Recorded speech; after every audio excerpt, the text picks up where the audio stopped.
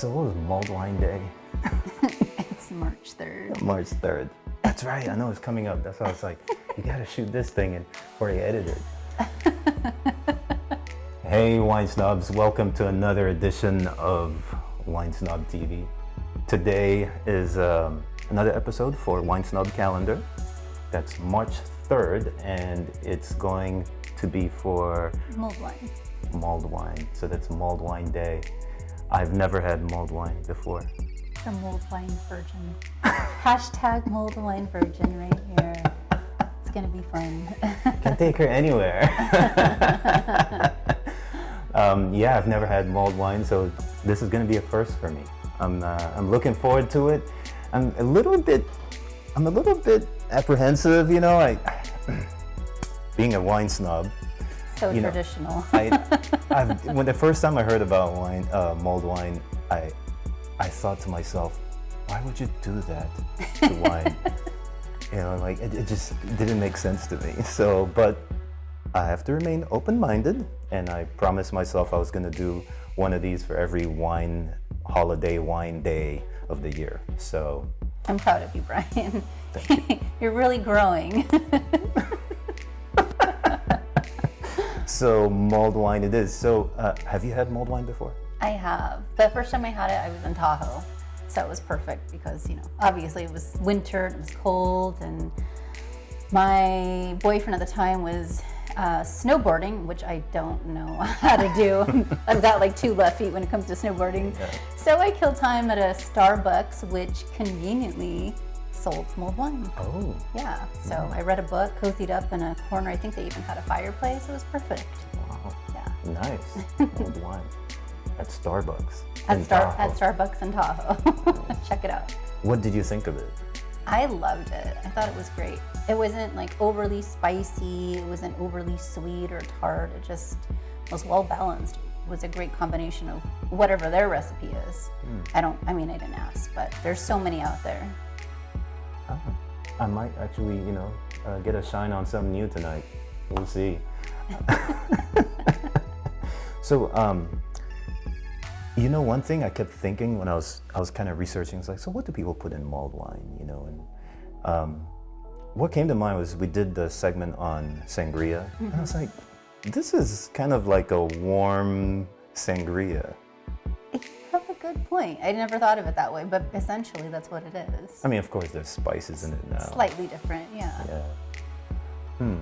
So mulled wine, the key ingredients, I guess, we did a little bit of researching, and the key ingredients are, one thing I saw common in all the recipes was oranges, and cloves, star anise, and cinnamon sticks. And some would put raisins, or you could put dates. You could even put some berries in there. Dates. Oh yeah, I can see that.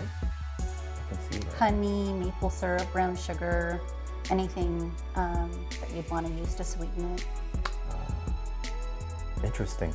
So you did a little research for us. I did. On mulled wine. I did a little bit. So what did you find out? I found out that mulled wine actually dates back to about 20 AD within the Roman Empire, when Romans would heat their wine and add spices such as pepper, or something sweet like dates, saffron, and they did this to help them out during their winter time. It's crazy freezing, and so it was really just a great way to keep warm. Right? I mean, obviously that's what you want to do when you live in a really cold place. It also gained popularity after Charles Dickens wrote his book, A Christmas Carol. So it gained popularity from that book, which is why it's now commonly enjoyed during the Christmas holiday and associated with good health and happiness, and just overall being in good spirits. Well, that's all working to convince me to get me on team mulled wine. And then, of course, until this day, if you ever go visit one of the Christmas markets in Europe, it's commonly sold. So. Speaking of which, one of one of my wine snobs on Instagram was the one who actually brought mulled wine to my attention. Can you imagine, this whole time I've never known such a thing existed? And she just kept ranting about it, since last fall. To make the best mulled wine. I'm having the best mulled wine right now. Because I'll put questions out. Right. What are you having? What are you having tonight? What do you open? Because I like to learn who's sipping what and from where and what they think of it. And I've gotten a lot of great tips from around the world as far as interesting wines. But yeah, that was one that always stood out. She just go, I'm having the most fantastic mulled wine right now. I'm like, what is mulled wine? And she said, oh, it's wine you put in a pot and you cook it with spices and stuff. And I was like, why would anybody do that? Was like the first thoughts that came to mind. So tonight I'm going to find out why anyone would do that. So you said... and actually, in purchasing some of the spices tonight, there was some conversation about cinnamon sticks. You don't have to go crazy with the cinnamon sticks. You don't have to buy the $15 cinnamon sticks. I mean, they don't have to be organic. It all comes from a cinnamon tree bark. Yeah. And so, I mean, I mentioned something about if you even went to the Mexican food aisle, you could find a bag of cinnamon sticks for like $1. So you don't have to go crazy with it. But if you want to get super fancy, go ahead and spend $10-15 or whatever is in your budget, whatever is reasonable for you. But it's something that that anyone can make at home, anyone can drink, and it doesn't have to be overly expensive. We had this interesting back and forth while we're figuring out who's going to pick up what today, as far as ingredients. Just trying to coordinate. And I said, oh yeah, I'll go. I was going for my workout and happened to be driving by a grocery store. I was like, yeah, I'll just grab some cinnamon sticks. She was like, no. They want $10 for cinnamon sticks. At Rayleigh's, yeah. So we went through and I was like, oh, that's an interesting tidbit. So anyway, you shouldn't have to spend that much for mulled wine. Don't use one of your reserve wines. Don't use one of your better bottles. You don't have to go overboard. It's just grab whatever you can of these ingredients and put in. Another optional one, I guess, is brandy. Or in this case, we're actually out of brandy. So today we're using a whiskey, right? Whiskey. Yes. She said it's okay. I'm not the expert Don't here. take my word for it. I'm just using what we have in the cabinet. I ran it by her and she okayed it. It should be fine. She was like, this mulled wine, whiskey is still compliant. Or within compliance. I actually recommended like a spice rum, but we don't have that either. So we're gonna sub with the whiskey. Yeah, I was a little bit worried that the spice rum might be too spicy. Well, it might over-influence the mulled wine in a direction that may not be authentic. Right. And for tonight, I mean, not that I care that much. In my opinion, we're already destroying the wine, but. For the sake of authenticity, I thought perhaps we should stick to, the core ingredients, kind of like with sangria, when people make sangria 10,000 ways to wherever. And so I thought, we'll just keep it standard. So here it is, Wine Snobs. It's gonna be great. It's gonna be great. I'm looking forward to it. So I guess we just put all the ingredients in a pot and then we just let it simmer. Slow simmer. Slow, right, slow. Not what I read was you don't want to heat it up too fast because then you trigger reactions with the wine that turn it sour and you also cause the alcohol to evaporate. Right, we don't want to burn off the alcohol. Yeah. So another hint I read was if you see it starting to steam on the top, cut off the heat. Yes, okay. I agree. Let's do it. So, all right, let's do it. So, and you said we're 1 orange. 1 whole orange. 2 cinnamon sticks. 2 cinnamon sticks. And this is about right. It's like a pinch of raisins. Pinch of raisins. That was about right. That's fine. And cloves. 4 cloves. Just 4. Just 4. Wow. Yeah, cloves are powerful. They have an intent. So Here we have like a pinch of cloves. We're only going to use 4. So when you see the images, those are for montage. 4 cloves. And then star anise? 2. 2, that makes sense. Both very intense spices. I love them, by the way. Love them. It'll actually be my first time Yeah. experiencing. You know, I was Yeah. just thinking about this when I was picking up these spices. WineSnobs highly recommend you have these spices on hand so you can better train your palate as you're tasting your wine, because sometimes you'll pick up very faint hints of these different spices.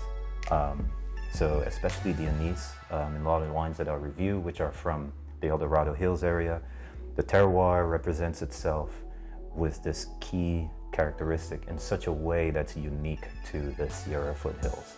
So make a note, pick up some spices. Don't wait for mulled wine day to pick up your spices. All right, why don't we get started? Okay. We'll open this up here. We'll move this around. And I'll get us open the wine.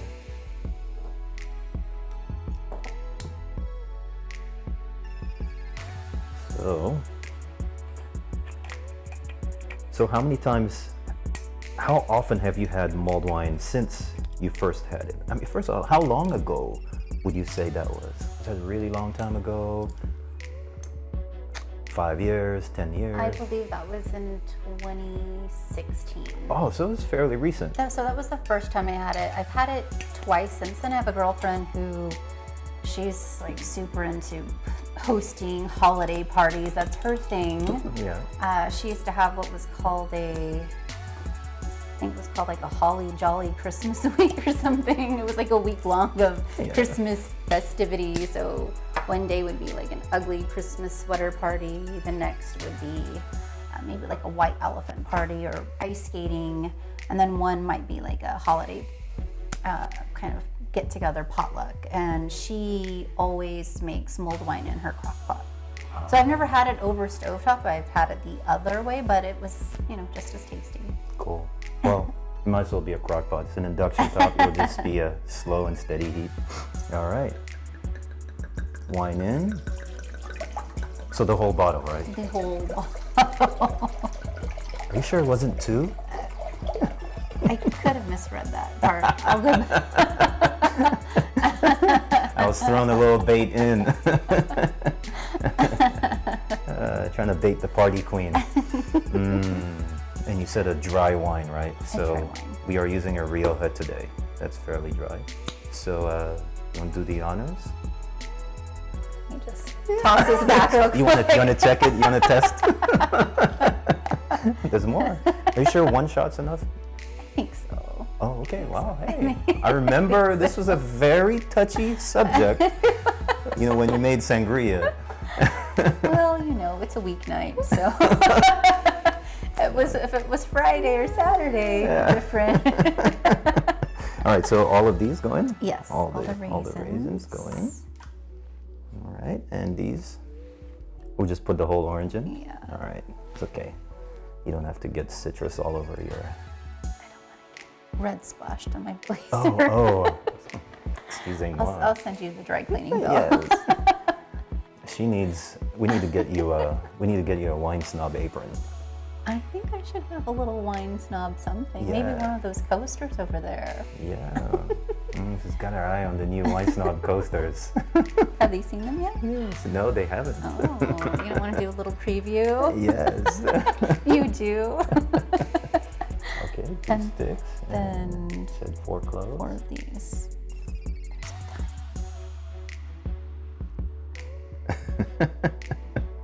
This is fun. Yeah, that's awesome. It looks beautiful. Wow, yeah. Look at that. I'll show you this in a bit. After I take it in. This is for our eyes only right now. Yeah. This actually, yeah. I mean, I can understand why the photos, they've just thrown so many spices because it's just beautiful to look at. Yeah, it's like do it for the gram right now. Yeah. Where's my camera? This is Christmas in a pot. Right. That looks good. So while we let our wine mull, let's take a short trip around the world of London, where Tairi stepped out for a little mulled wine. She's the one who inspired my mulled wine adventures. Apparently, this is fairly routine. We're stopping by Diogenes the Dog, your cynical neighborhood wine bar, cafe, and online shop. I didn't make that up, by the way. Check them out. Link in the description below. So how do they make mulled wine in London, you might ask? Well, depending on who you ask, there's red or white wine, lemon wedge squeezed, Italian brandy infused with spices and orange peel, a spoonful of honey, and then heated up with an espresso machine steamer until hot to touch and steaming. What I find most interesting about this approach is the Italian brandy, spice, and orange peel infusion. I suspect it would yield a better result, along with being much more convenient. Oh, hello, I didn't see you there. I'm here to talk about mulled wine with you guys. So, wiser people than myself have said that mulled wine was created by the Greek father of medicine, Hippocrates. He used it as a tonic. Originally, it was made with red and white wine, and it was mulled with honey and various spices.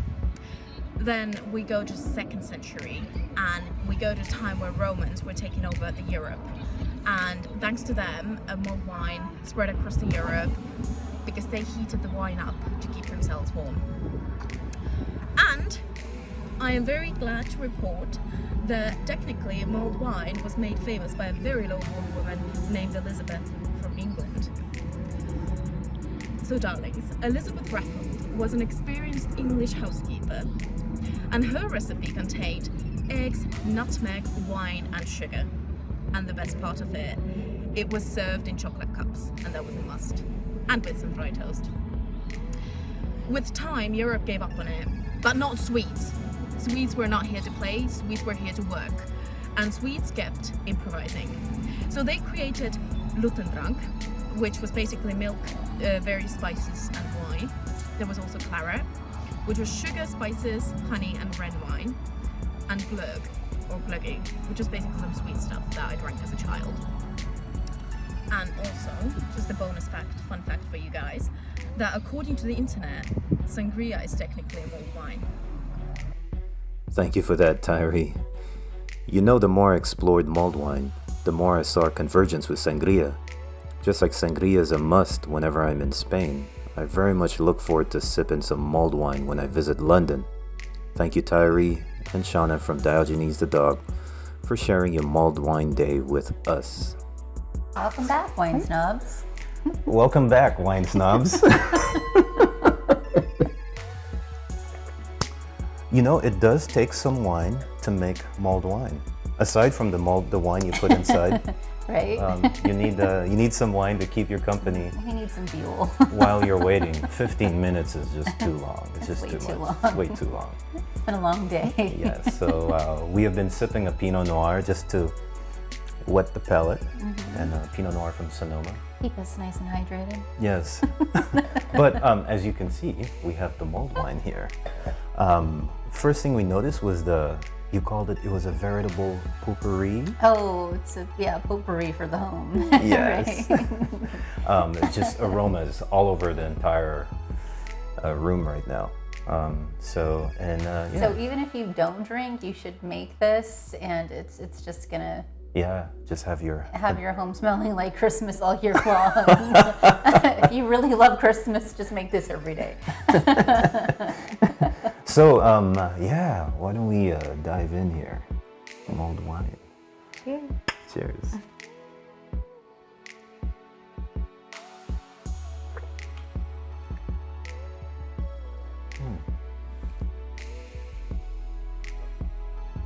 Interesting. The spices aren't as pronounced as I thought they would be. Really? Because, or are they? No, I mean I think it's well balanced, but I definitely taste the citrus.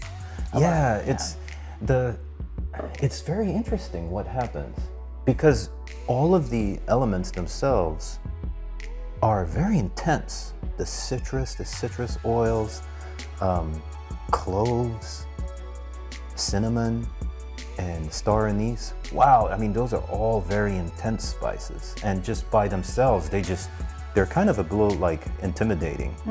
And you start wondering, what is this gonna do to the wine? Oh my goodness. But apparently the wine is able to tame them. It's very interesting. The spices are more of like secondary suggestions. The wine is still very intact. Is there anything that you think you might change going forward if you were to make a second or third attempt? Maybe add a little more of something, a little less of something. Maybe try berries next time. Now I see why we didn't do the maple syrup. Now I see why. Oh, we some forgot folks- the sweetener. We forgot the sweetener. Which I'm fine with. I'm fine with. But you might want to have sweetener in yours. I can see a maple syrup will give it a little more, bring out a little more of that woody, mapley oak. Would you like some maple syrup? Or honey. Or honey? Whatever you have. Would you like some? I would love some.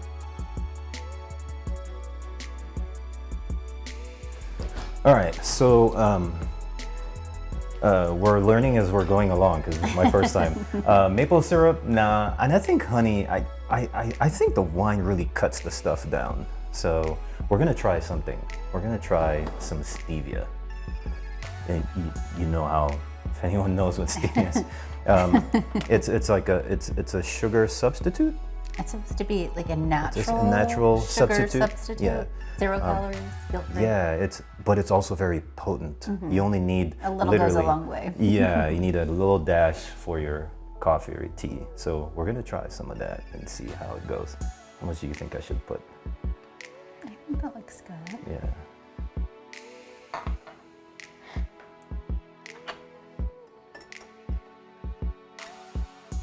Now we're like in a stirring competition.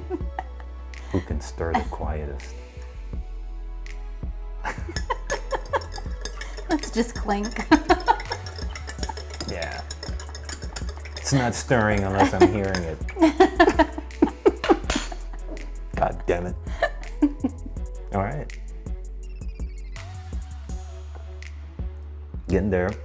Oh boy, but yeah, the wine, the heat just intensifies the wine. It intensifies the wine, and I can see why you use such potent spices, because anything less than potent in the wine will not survive. I agree. The wine is winning. This is impressive. It's almost like drinking hot sake. Well, I've never had hot sake. Oh, you've so- only had cold. Hot is actually pretty good. Another thing for me to explore. Sake is a wine, right? It's a rice wine. Yeah. Hey, WineSnob. next segment. WineSnob in Japan. International, baby. Yes. International. I do. Getting out to Japan is very high on my list. So. You went to Beijing?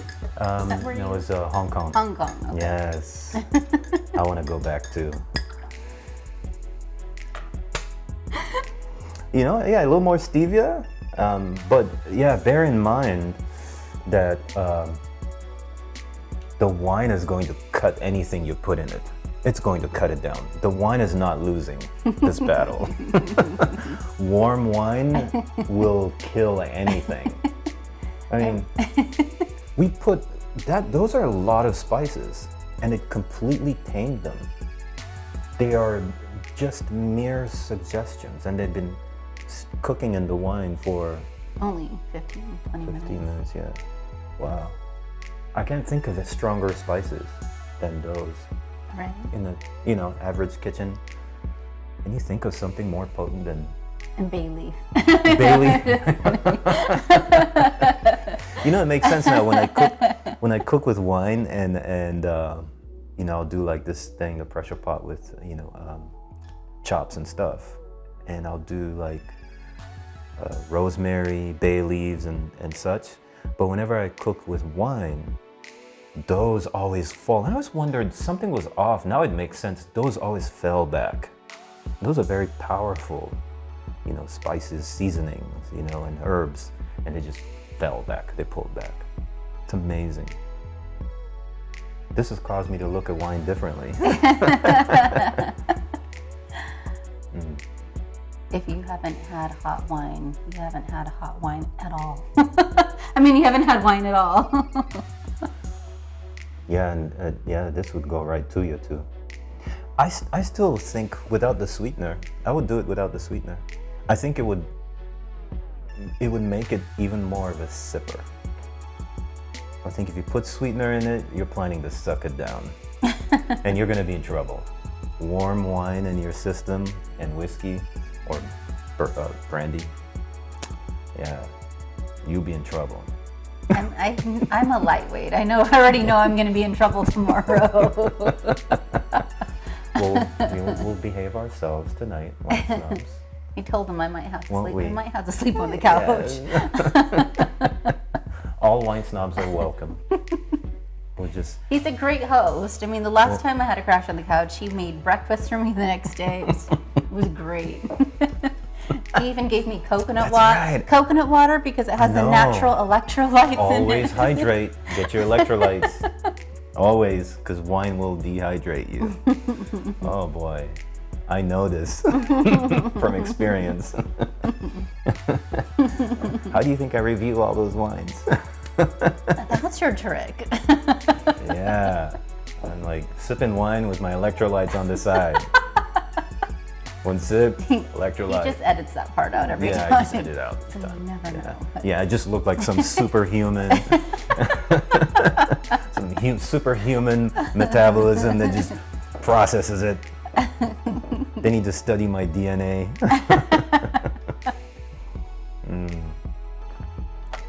Wow, I like it.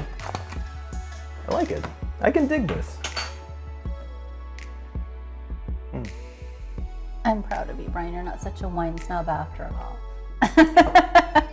You know, the one thing that starting Wine Snob has taught me is to humble yourself. Yes, yeah. To be open-minded. Right. I don't wear the Wine Snob badge for prestige. Unlike a lot of people out there, you know, like, oh, I'm a snob. I know everything about wine. Like, whatever. Get out of here. But yeah, it's been an enlightening, and the further, the deeper you go into, you know, that maze of wine discovery and regions and what people do with wine, how they make wine, the more humbling it is. He's so poetic with his words. He's like the Romeo of wines. Or the Shakespeare of wine. She's too kind. She still hasn't figured out that she just has to ask for more wine. I'll just give it to her anyway.